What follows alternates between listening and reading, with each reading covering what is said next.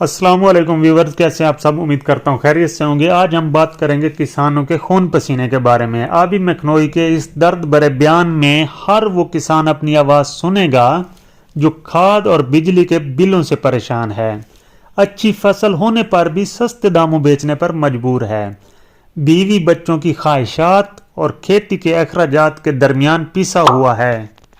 मेरी गंदम खरीदने वालों, दाम बीजों के क्यों नहीं गिरते?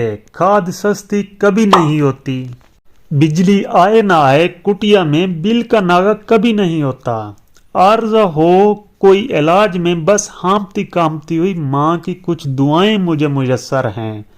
कपड़े फटते नहीं कभी अभी, गल के गिरते हैं ये पसीने से।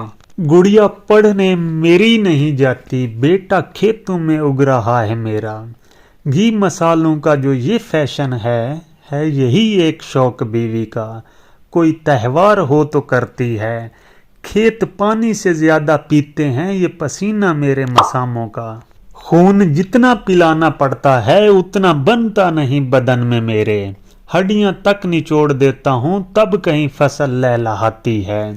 देख कर हौसला मेरा अभी धूप सूरज की हार जाती है, सख्त मौसम से जीत जाता हूँ, सब्जी हो या अनाज मंडी में सस्ते दामों में हार देता हूँ।